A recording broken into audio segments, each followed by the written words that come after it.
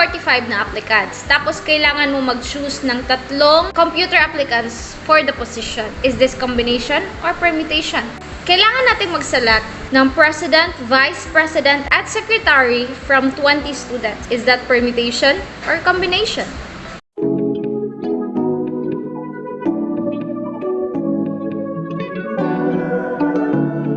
Ang pag-uusapan natin sa video ito ay tungkol sa combination ng mga object. Ano nga ba ang combination? Ang combination is the number of possible arrangement kung saan hindi nagmamatter ang arrangement or the order of the object. Kasi, kung nagmatter yung order and arrangement ng object, that means that is permutation, not combination. C ang ating ginagamit for combination. Yung dati, P for permutation. Ang formula ng ating combination is n factorial all over the difference of n minus r factorial times the r factorial. So, let us differentiate combination from permutation. Let us have this example. Merong 45 na applicants. Tapos, kailangan mo mag-choose ng tatlong computer applicants for the position. Is this combination or permutation? This is combination. Kasi, kukuha ka lang naman ng tatlo from the 45 applicants. Let's have another one. Kailangan natin mag-select ng president, vice president, at secretary from 20 students. Is that permutation or combination? Kung yan, that is already permutation. Kasi iba-iba yung position na kailangan nating fill out. Merong president, vice president, at secretary. Na kung saan, kung nakakuha ka na ng president, hindi pwede na kunin mo ulit siya para maging secretary. Now this time, meron tayong 5 badminton players. Tapos, kailangan kang pumili ng isang representative. Is that permutation or combination? That is combination. Dahil simply, kukuha ka lang. Hindi magmamatter kung meron ba siyang specific na order.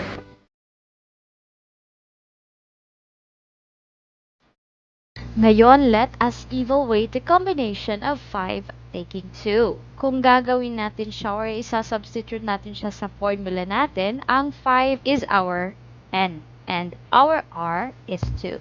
So we have 5 factorial all over 5 minus 2 factorial times 2 factorial. First thing we need to do, we need to subtract first yung nasa loob ng ating parentheses, which is 5 minus 2. So we have 5 factorial all over 3 factorial times 2 factorial. So, dahil maliliit lang naman yung numbers natin, let us expand and cross out yung mga pwedeng ma-divide. We have this one.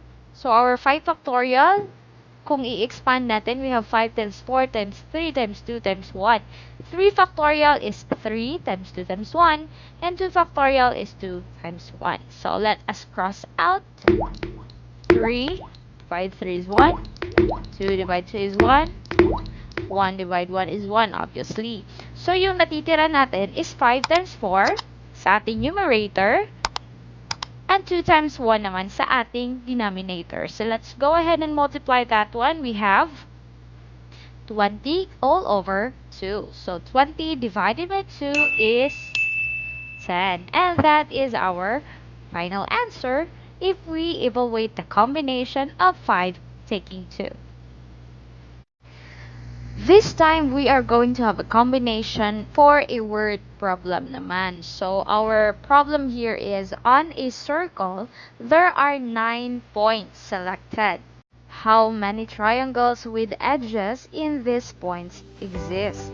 So, imaginein mo sa isang circle, meron kang 9 na points around the circle. So, ilan kayang triangles ang magagawa mo sa loob ng circle? So, instead of drawing it, that would take time, pwede natin siyang isolve using our combination. So, our n here is 9 and our r here is 3. Kasi yung triangles, meron tayong tatlong vertices. Alright, so, substituting in our formula, we have 9 factorial all over 9 minus 3 factorial times 3 factorial. So, once again, unahin natin yung nasa loob ng parentheses, which is 9 minus 3. So, we have 9 factorial all over 6 factorial times 3 factorial. So, here, pwede nating multiply na automatically kasi medyo malaki-laki yung numbers natin. So, pwede key in your calculators, 9 factorial. So, we have 362,880. Para naman, sa ating 6 factorial times 3 factorial, we have 4,320. So, let's go ahead and divide that one, and we have 84.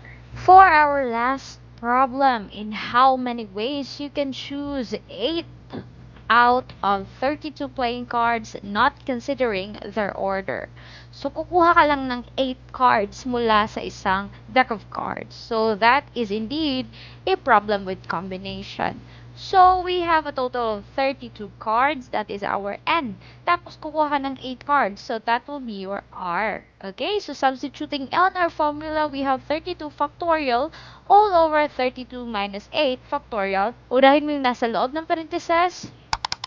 That one. So, we have 32 factorial all over 24 factorial times 8 factorial. So, our answer is 10,518,300 ways. Let me know in the comment section below kung meron kang katanungan. If nakatulong sa iyo ang video ito, do give this one a thumbs up. And mag-subscribe ka na kung hindi ka pa nakapag-subscribe sa channel ko. See you in the next video. Happy learning!